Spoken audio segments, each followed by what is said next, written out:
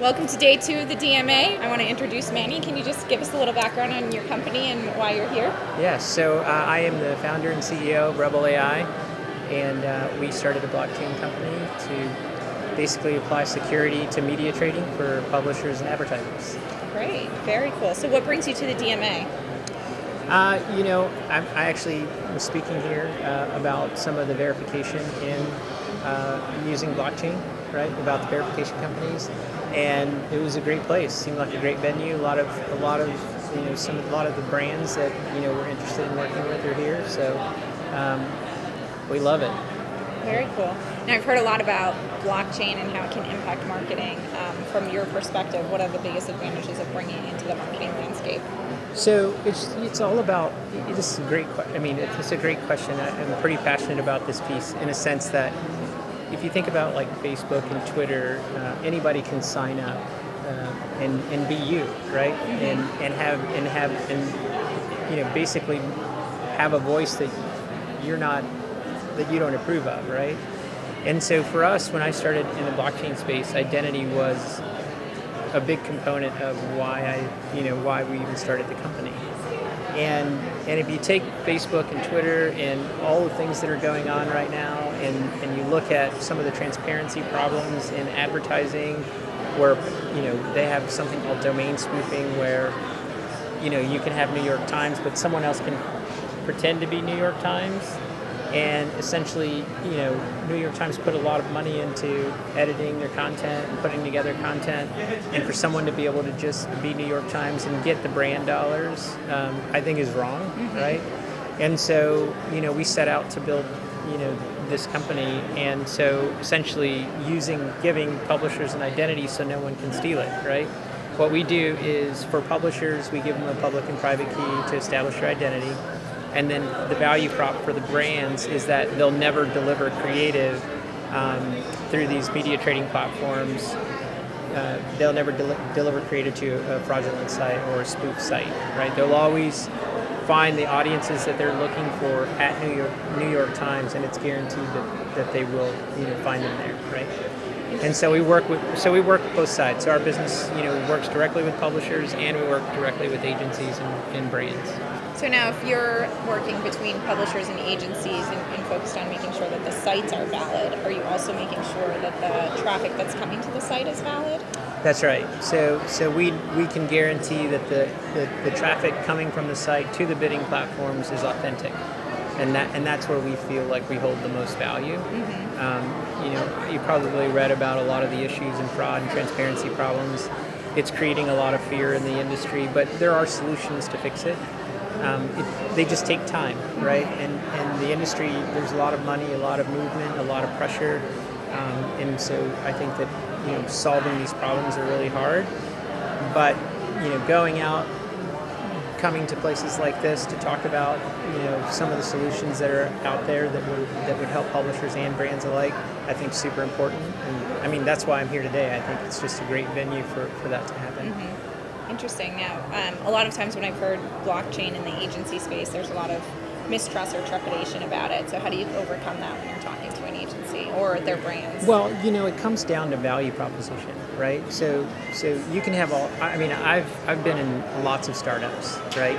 And what you learn very quickly is you can have the coolest technology in the world, but if it doesn't help someone with their business or doesn't help the individual, bring efficiency or better workflow or give them the ability to make money or guarantee a promise to their clients, you really don't have anything except smart technology. So obviously you're coming into agencies with a completely new solution. What are you really excited about over the next year? I would say over the next year, what I'm really excited about is that we can really solve an industry problem, and being hyper-focused on bringing a solution to something like domain spoofing and have it work is really exciting to me, because for me, doing something great for an industry, I think people create companies for two reasons. So some people create companies because they want to make a lot of money, and some people create companies because they want to actually change the world, right? I tend to lean towards creating companies to change the world, because doing that, the byproduct of that is making money, right? So it's just about what you chase. And I think that the thing that I'm excited about is that I think that we're really on to a big change, not just in identity, but you've got GDPR, you've got data. Owning your own data is going to be incredibly important for marketers. How do you apply security around that data, and realize that your consumers are humans too, and you need to respect their privacy, and you need to respect their security. And all of those things are actually coming together fairly quickly because of some of the transparency and security problems that exist today. And so I think 2019 is pretty transformational. There's not, thinking about something like GDPR, while this law has been put into place, the execution of how to enforce it hasn't been something that most people can get their hands around. And so I think that's going to be the year where we've got to figure all of that out, right? And there are more laws like that that are going to be in place, and we need to figure out how to deal with that. So lots of great things to that. I like to think of them as opportunities. Very nice. So you mentioned data, and you said that the value is going to increase. Do you think there's a point where the value will start to diminish, where it's either something that's collectively owned, or where people just aren't leveraging it in the right way? I think it only becomes more and more important to businesses, right? Agencies, marketers alike. There's tons and tons of data out there, right? So what we want to do is be able to transact or convert, right? Or to be able to find the audience that you're looking for in a very efficient way, right? So how can I attain the audience that I want without spending a lot of money doing it, right? To maintain margin in your business. So I think it's incredibly important to figure out what your strategy is for that. And there's only more and more data coming online, right? You think about like your mobile devices, your smartwatches are getting better with detecting your rhythms, and so all that data is just going out into these platforms and assessing it and understanding it with privacy and security in mind, and with the consumer in mind to protect them, but also using it for your audience acquisition strategies. That's incredibly important. Gold. It's the new gold, or the new oil, I would say. Well, I don't know how.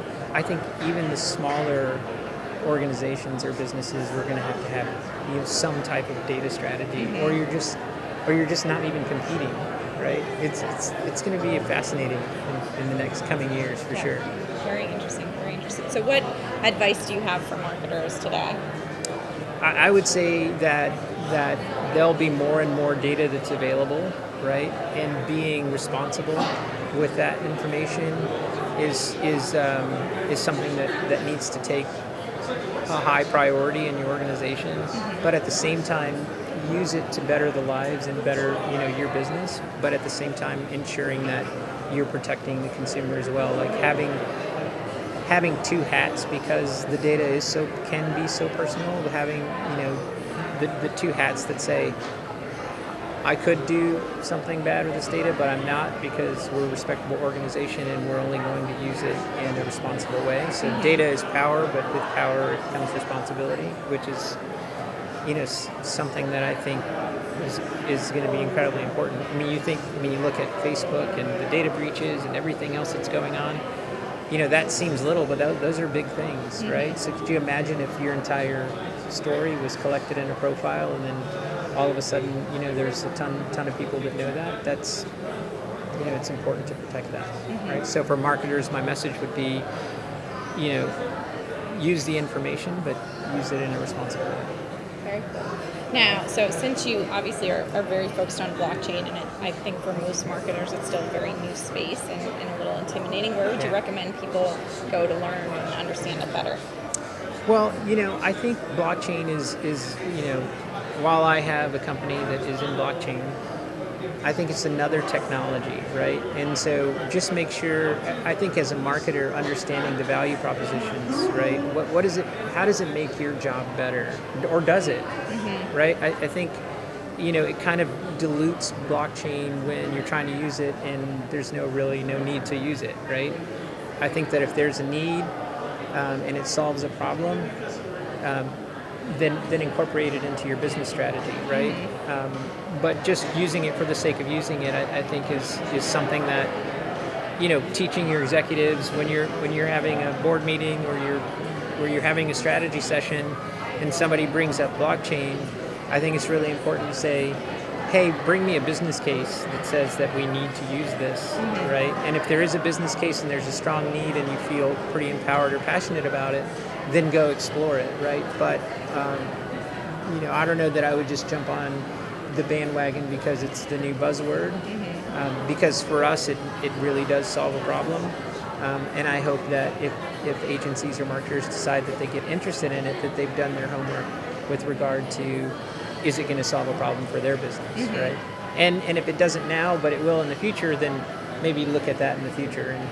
And I think there's a lot that would benefit the business more, just prioritizing your time, because we're all on our way to death. Yes, Right, time's so important. It's incredible. Absolutely. Well, with that, we'll certainly get you back. You have a session later today?